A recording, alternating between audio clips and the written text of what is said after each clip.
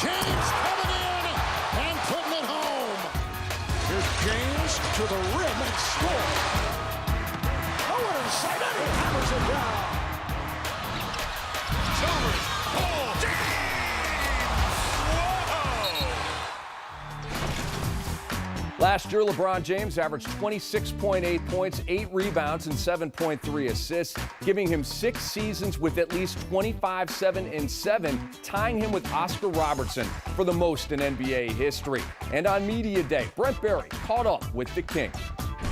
LeBron, another championship banner on opening night here for you guys will be hung in the rafters. But at any point this summer, I got to ask you, did you think about how close you guys were to not having that one? Absolutely. I mean, I've watched Game 6 probably a dozen times, and, you get to a point where we was in that game, we was like, wow, the season is ending, the wrong way again, absolutely. We thought we'd get to a point where we wouldn't have another banner. The idea about LeBron James becoming a better basketball player, I don't think a lot of people think that that's possible. But in your mind, you know it is. You know there are things that as a player you want to be better at and improve upon. But right now it's all minutia for you. What is that minutia for you going into this year? Oh, man, I do try to improve. And I can say that I've improved once again in this offseason on every aspect of my game, from shooting to posting up to rebounding to leading. And I'm here for this team. I'm here to do everything, and I love that challenge.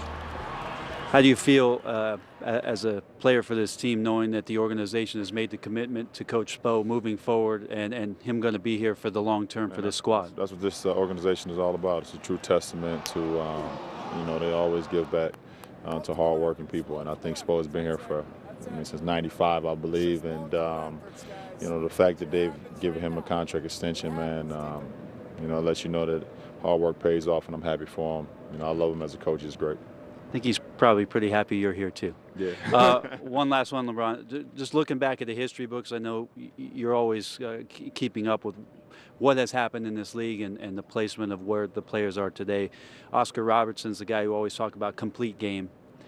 In his career, 14 years he played, he had 6 seasons where he went for 25 points, 7 rebounds, 7 assists. 6 seasons out of his 14.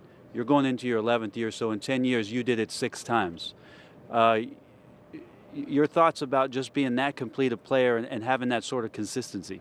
Well, for me, I just try to be the complete player, like you said. I want to be the triple threat, and scoring and rebounding and definitely sharing the ball. That's my number one passion.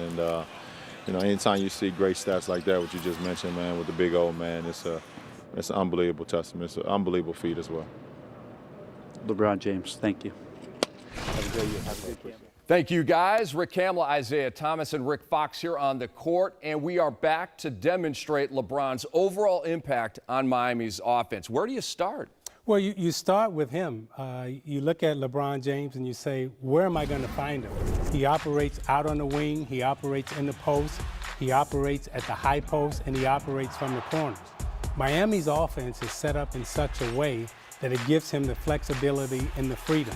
It's an offense that I'm very familiar with, used it a lot, so I do have some understanding of it. So let's walk through a couple of situations where you may find LeBron. LeBron being the ultimate push man, and they don't necessarily play with a point guard, so to speak. They play with a push man. Any 4 guys can push the ball. They have a high energy player with Bosh at the high post. If LeBron is pushing, you'll see them a lot get into what they call their pistol action. So we have a hit and a give go behind. Okay, this probably could be Chalmers coming off. You'll set a little brush screen for Chalmers. Chalmers will fill back to strong side corner. Now Bosh will come play screen and roll with me. Now what am I looking at for screen and roll? Okay, I'm LeBron James right now. The first thing I'm trying to decide, or the first thing I'm trying to figure out, is how are they playing screen and roll? Are they double teaming me on the screen and roll? Is my man sliding under on the screen and roll? If they double teaming me on the screen and roll, I'm coming off 1, 2 dribbles. Bosh is going in for a layup. We got Chalmers, man, who may have to help from the strong side. So I got Bosh for a layup, or I got Chalmers for a jump shot, okay? Now, if they don't double team me and they play me one-on-one, now I can get into the lane and I can create for myself with a short jump shot or a layup. Second option they may like to try here, okay? So we've got the pistol action, okay? Hit, give, go behind, come off. Okay, now, we're just going to keep it on this side of the floor. Come back to strong side corner, Rick. Okay, screen and roll here. You roll, nothing there, feel behind. Okay, now, if I'm on the same side of the corner, and this is what makes Bosch so effective, pop out the strong side corner because now Bosch can shoot the three, right? So this leaves me open with a smaller guy going right into the post. Okay, now I can get into the post. Now I can be big LeBron James. So I got small LeBron James at the three. I got Bosch in the corner. I got big LeBron James underneath. These are some of the ways that they get him open just on one side of the floor. And remember, this is just one option. They have at least 5, 6, 7 things that they can do on every set. So you may find LeBron strong side wing, strong side corner. They can flash him up to the mid post, and now they can put Bosch out. And this is why Bosch is so important to that offense, because he can stretch the defense out to the three-point line.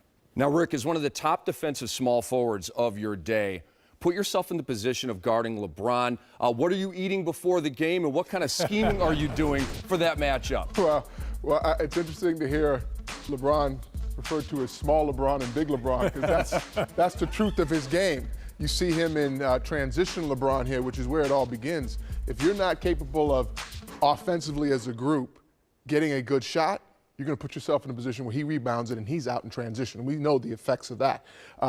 When you're in the half-court set, you're going to collectively have to communicate first and foremost, understand what your team agenda is. Like you talk about the pick and roll. Are we trapping? Are we keeping him on the perimeter? He's a complete player who you heard said is passionate about setting his teammates up. You want to hope he's in that mindset, because if he has to go into big LeBron and take you down on the block, take you anywhere on this floor, you're not going to one-on-one physically deter him from getting what he wants.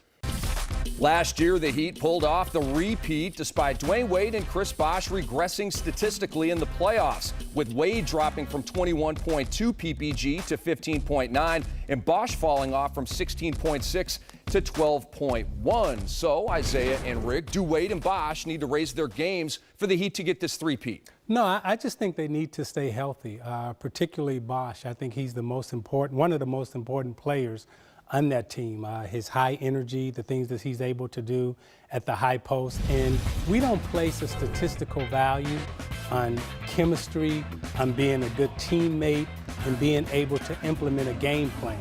There's no statistical value placed on that, but Bosh brings all that to the table, which is what makes a team win. And those are the most important ingredients in terms of winning a championship.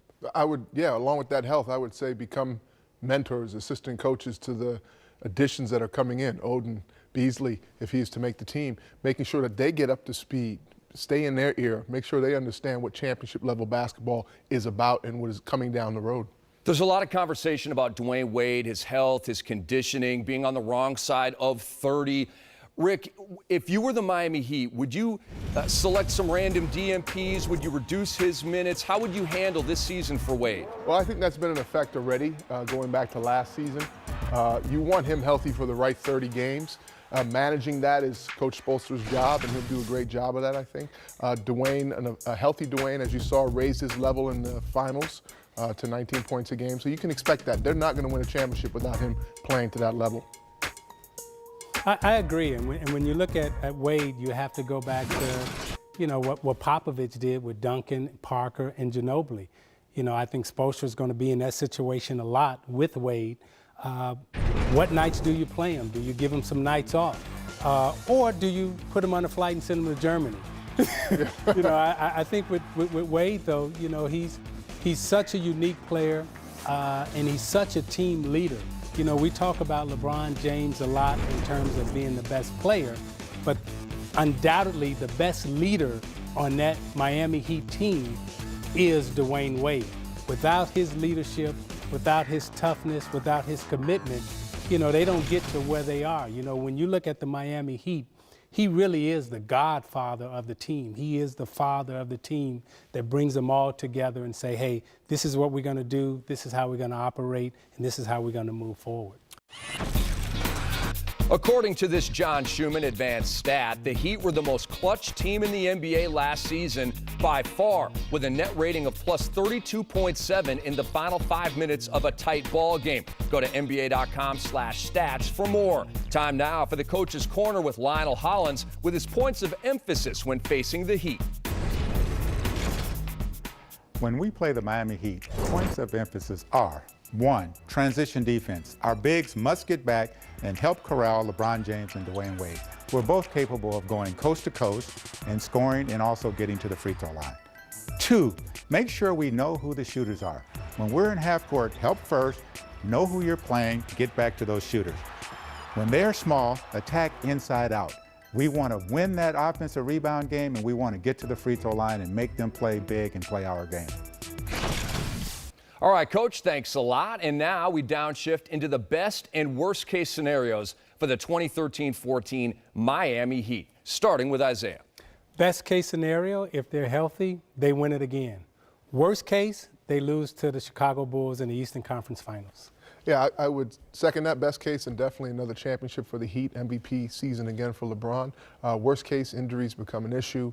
This team finds himself in a lower seed, faced with a lot of big teams who actually rebound this time around. Okay, so the best case, worst case question allows you guys to play the fence a little bit. Now I'm getting right to the heart of the matter. Do the Miami Heat three-peat? Yes, if they're healthy. But it's got the disclaimer on it. The disclaimer for a three-peat is health. And if they don't stay healthy and they don't three-peat, who gets it? Then I'm looking at Chicago or possibly Brooklyn. How about you, Rick? I think health is going to be their greatest challenge as well, and I'm going to think the Chicago Bulls are going to be the healthier team. Understood. The Miami Heat making a run at a third consecutive championship. LeBron, another bid for a fifth MVP. Does he get that in the regular season? Absolutely. He's the best player in the NBA, and I think he'll be the best player again this year. He's got my vote. All right.